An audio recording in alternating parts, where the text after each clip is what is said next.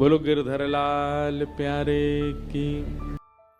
Radhe Radhe friends, महाराज जी की कथा में आज हम सुनेंगे अजब कुमारी जी की कथा, जो मीराबाई जी की देवरानी थी और कैसे उनकी भक्ति को देखकर ठाकुर जी ब्रज छोड़कर मेवाड़ उदयपुर के पास विराजमान हुए।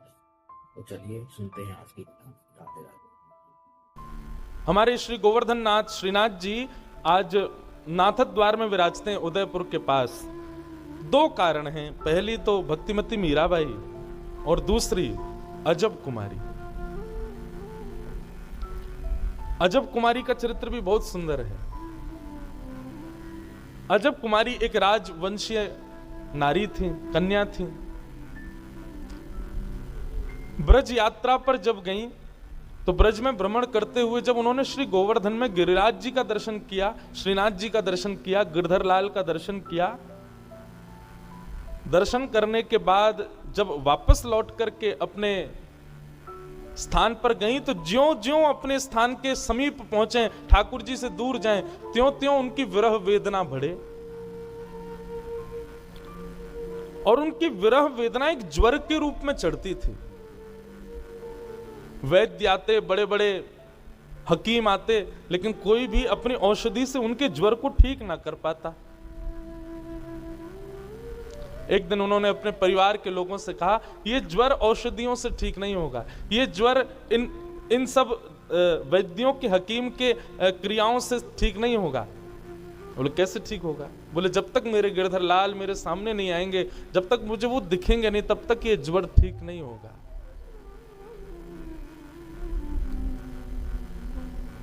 उनके पिता आदि जो राजवंशी थे, सबने कहा देखो हम तुमको दर्शन करने भेज देंगे, लेकिन सदा के लिए तुम ब्रज में रहो, ये आज्ञा तो हम नहीं देंगे। कुछ दिन के दर्शन के लिए तुम चली जाओ। और अजब कुमारी गोवर्धन पधारी और गोवर्धन आकर के वहां ठाकुर जी का दर्शन करती, 8 याम दर्शन करती, 8 बार दर्शन करती ठाकुर जी की, सुबह मंगला से रात्रि शयन तक। और जब दर्शन करने लगी तो ठीक होने लगी। एक दिन उन्होंने सब मंदिर के अधिकारियों से जाके कहा, मुझे मंदिर में कोई सेवा दे दो। आप सब सेवा करते हैं, कोई रसोई घर की, कोई कहीं की, कोई मुझे भी कोई सेवा दो। तो मंदिर के अधिकारी जी ने कहा, देखो भाई, सेवा में तो केवल पुरुष आते हैं, तुम देखती हो, आरती भी पुरुष ही करते हैं, श्रृंगार भी पुरुष ही करते हैं, रसोई भी पुरुष ही बनाते, सब पुरुष ही करते हैं। अब तुमको हम क्या सेवा दें? तुम अपने मन से, तुम्हारे भाव में कोई सेवा हो तो ठाकुर जी के दर्शनार्थी जहां खड़े होते हैं वहीं बैठ के तुम कोई सेवा कर दिया करो, गाने की, नाचने की, बजाने की, कोई भी जो तुमको भाए। तो अजब कुमारी जो थी वो ठाकुर जी के सामने खड़ी रहती, बोली क्या सेवा करूं, क्या सेवा करूं। तब उसके मन में क्या आया कि मैं एक राजकन्या हूं और राजाओं में चौसर बहुत बढ़िया खेला जाता है। उसको चौसर खेलना आता था, चौपड़। और वो क्या करती, ठाकुर जी के आगे दर्शनार्थियों में बैठ करके चौपड़ लगा देती और चौसर सजा करके एक बार तो स्वयं चलती और फिर ठाकुर जी की बारी भी स्वयं चलती। ये मेरी बारी है, ये ठाकुर जी की बारी है। वो इतनी योग्य थी खेलने में कि वो जीतती ही थी, उसकी जीत निश्चित होती थी।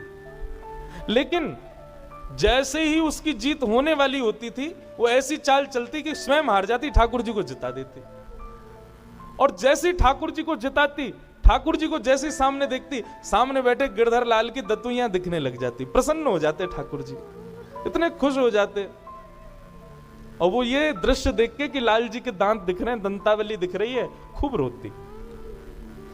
और रोज का उसका यही नियम कि अलग अलग ढंग से ठाकुर जी के संग चौसर खेलती, और चौसर खेलते खेलते जैसी जीतने वाली होती, जब जीतने वाली होती थी तब बीच में ठाकुर जी को जब देखती तो श्रीनाथ जी के पसीने आ जाते थे। बोले अब मैं हार जाऊंगा, अब मेरी हार एवे वाली है, ये तो जीत रही है।